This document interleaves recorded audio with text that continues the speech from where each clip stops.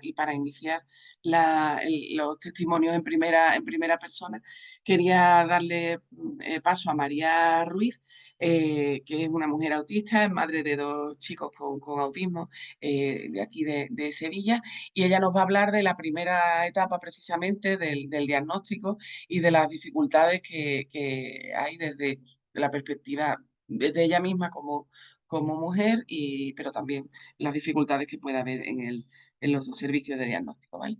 Pues muchísimas gracias, María, y cuando tú quieras. Pues buenos días, Rosa, y buenos días a todas las personas que nos acompañan al otro lado de la pantalla.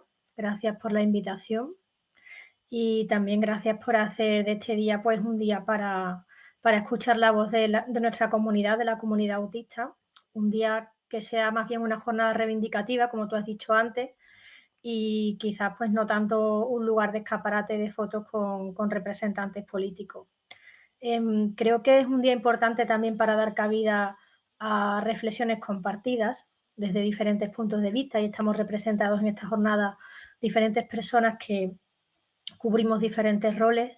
Creo que entre todos se puede visibilizar nuestra realidad y todo lo que queda por hacer, ¿no? Entre todos, como has nombrado en los testimonios que has ido comentando, porque verdaderamente creo que sí, que solamente entre todos y aunando fuerzas entre las familias, los profesionales y las personas autistas, de verdad es como nos podemos entender mejor y construir de alguna manera una nueva realidad, ¿no? En mi caso es cierto particular que ya vivo en esa realidad. Para mí esas categorías no son excluyentes, porque integro el rol de mujer, el rol de mamá de niños dentro del espectro y también, bueno, me dedico profesionalmente a la educación y cubro el ámbito de las necesidades educativas especiales y entre ellas el autismo.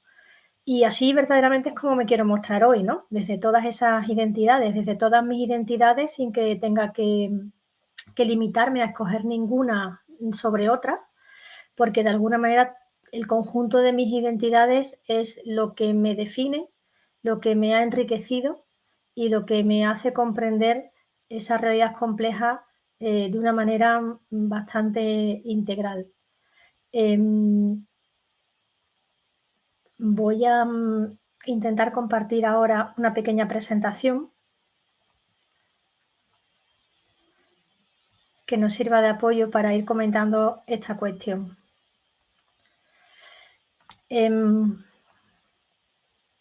Bueno,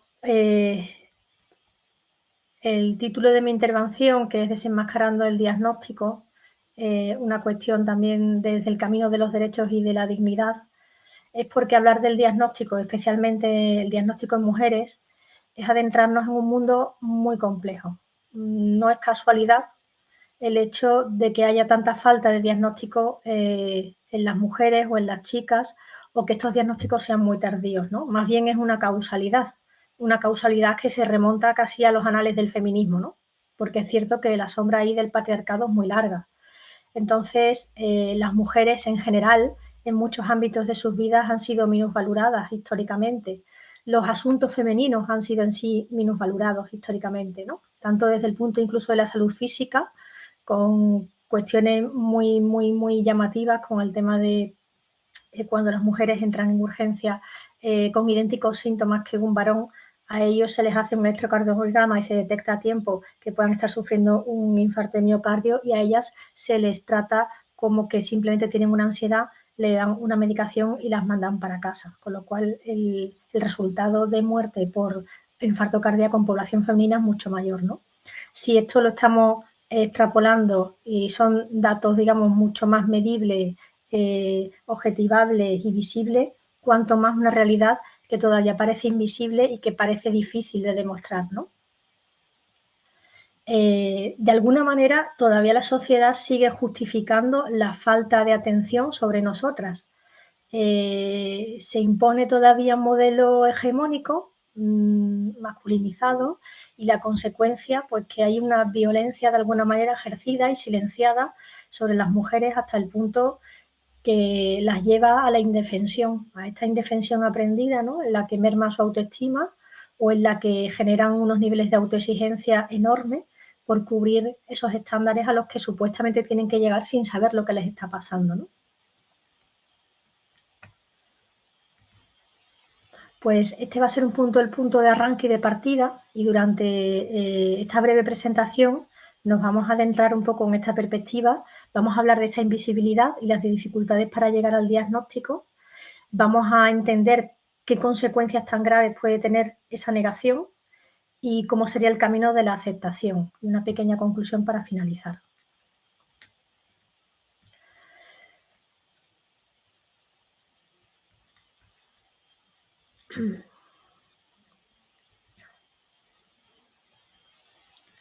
Bueno, de alguna manera lo que está comentando en la introducción se refleja en esta primera diapositiva, ¿no? Lo interesante es crear una especie de crisol, algo donde fundir las ideas, las creencias, los sentimientos y generar una nueva realidad para que sea una creación conjunta de cómo queremos que sea esa nueva realidad, integrando todas las identidades, alzando la voz que hasta ahora ha sido silenciada y no siendo mirando para otro lado, sino haciéndonos responsables de que esa indefensión aprendida está perjudicando enormemente la salud de las mujeres en este caso. De alguna manera, cuando hablamos de invisibilidad, yo lo asemejo mucho a la invisibilidad a veces de lo que son los rayos solares, ¿no? Hay una parte que es visible y otra parte que no vemos, pero aunque no veamos, no quiere decir que no exista. Lo invisible parece que no existe, pero sin embargo sí existe. Parece que solo afirmamos a veces la existencia de aquello que somos capaces de ver con los ojos de la vista, las conductas observables, las conductas externas. Pero cabría cuestionarse aquí si no es la forma de mirar la que nos está condicionando, ¿no? Y en el caso del diagnóstico de las mujeres, creo que esto influye muchísimo, influye poderosamente. El retraso en los diagnósticos es una urgencia que hay que acometer porque lleva acarreado muchísimos riesgos para la salud de las personas. Generaciones y generaciones de niñas actualmente están expuestas a sufrir esas consecuencias, ¿no? De la falta de diagnóstico en sus vidas. En mi caso, yo tengo dos hijos, como ha comentado Rosa. La mayor de ellas es una chica que ahora tiene ya 14 años y medio. Su caso fue un caso atípico porque fue una chica que fue diagnosticada pues, con 3 añitos y algo, cuando el perfil que tenía era de alto funcionamiento y todo el mundo me apuntaba más a la alta capacidad, cuando realmente yo veía rasgos sutiles que me hacían sospechar que algo no iba bien, y tuve la enorme suerte de que la profesional que la diagnosticó dentro de la salud pública, que también hay que lanzar a veces un rayito de esperanza, había asistido a la cumbre de Lisboa sobre mujeres, la primera que se hizo a nivel mundial en 2013, y venía con una visión totalmente ampliada de lo que podría ser el espectro desde el punto de vista de la expresión femenina. Entonces, si no llega a ser por esta profesional, quizás a lo mejor ella y como están muchas otras chicas, no hubiese sido descubierta hasta que en la adolescencia hubiésemos tenido una crisis vital tan enorme que no podríamos ya ignorar nunca más lo que está ocurriendo, ¿no? Es verdad que la invisibilidad puede llegar a ser tremendamente dañina y por eso es necesario rebelarse, digamos, contra esa invisibilidad, ¿no? No podemos permitir como sociedad que sigamos viendo en silencio a las niñas y las mujeres que siguen escondidas y que no se les da la oportunidad de poder recibir un diagnóstico desde el que se comprendan a ellas mismas, puedan tomar las riendas de su vida y puedan ir modificando aquellos estilos que no les son favorables para encontrar mayor bienestar, ¿no? De alguna manera todavía la prevalencia es muy baja, la población estimada en autismo femenino es mucho mayor seguramente que la tasa de población que actualmente está identificada.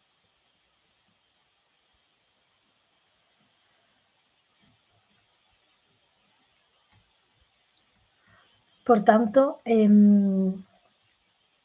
esto nos lleva indudablemente al segundo punto, que es el tema de la invisibilización, y nos lleva también a la negación, ¿no? O sea, se ha negado la condición y por eso la invisibilización. O se ha invisibilizado y por eso se ha negado. No se sabe muy bien qué es lo que va primero. Pero sí que es verdad que antes de llegar al camino de la aceptación hay un recorrido largo, arduo, y ese recorrido, tal y como os pongo en la diapositiva, creo que lo vivimos de manera dual, al menos las mujeres que ya tenemos cierta edad y que hemos pasado en el diagnóstico en una etapa de nuestras vidas en la que nada de esto se hablaba. Hemos vivido un proceso dual de la negación de los profesionales, pero a la vez de la negación propia de nosotras mismas, ¿no? Porque no encontrábamos ningún referente. Entonces, la primera barrera era vencer la lucha interior. O sea, llegar a tomar la decisión de ponerse en el camino de buscar un diagnóstico ya en sí es un camino arduo que hay que recorrer. Es un esfuerzo imponente. Es la primera lucha de alguna manera que tienes que vencer, ¿no? La lucha contigo misma.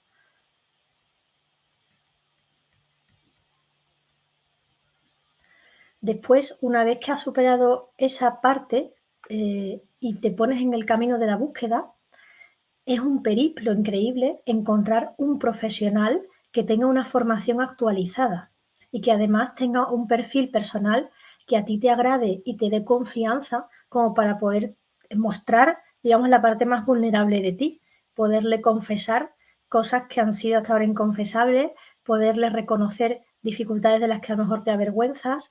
Es un verdadero peregrinaje. Es un peregrinaje que además desgasta muchísimo.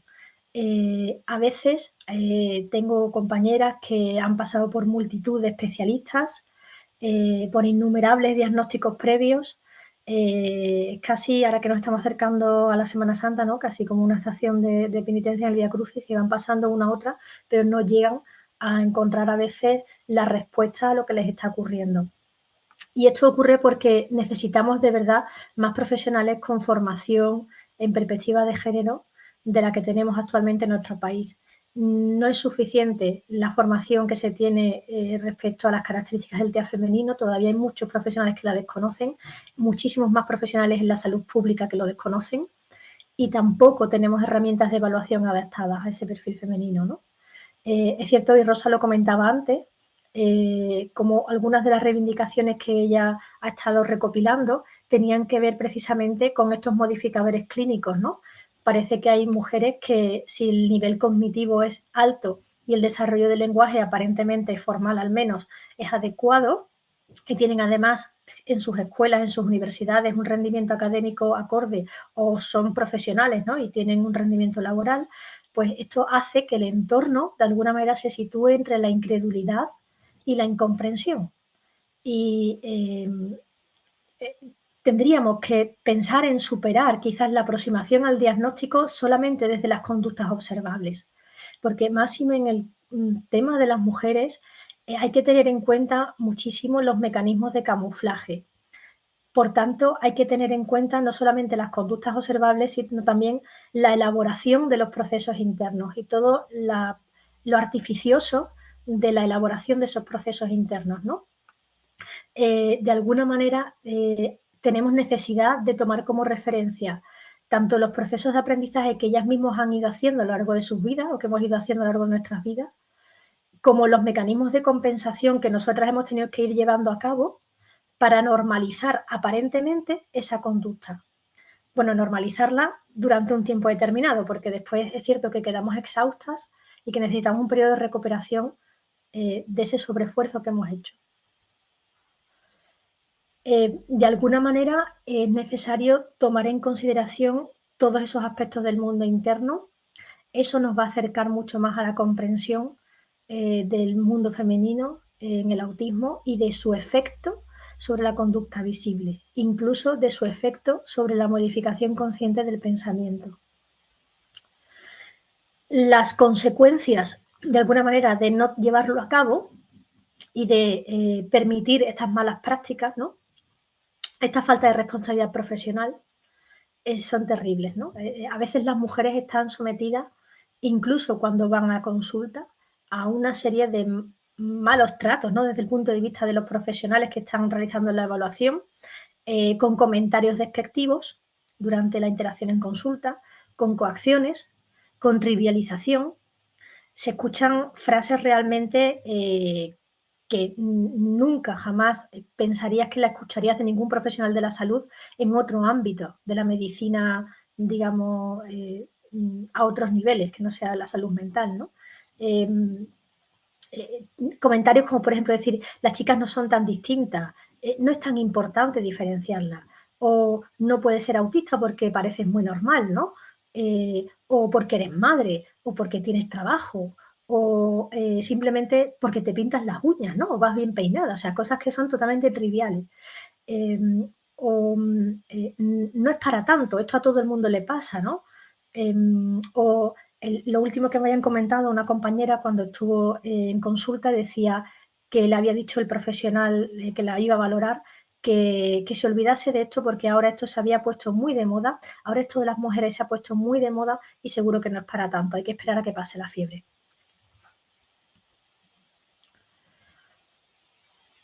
Eh, si tenemos la suerte de recibir finalmente el diagnóstico, aunque no debería ser una cuestión de suerte, debería ser una cuestión de derechos, ni tampoco es una cuestión de capricho, tendríamos que pasar a la siguiente fase, que de alguna manera sería como traspasar el momento de la incertidumbre, ¿no? Durante la espera del resultado. Y ahí, Rosa también lo apuntaba anteriormente, entran en juego cuestiones como la calidez al devolver el resultado en esa entrevista, ¿no?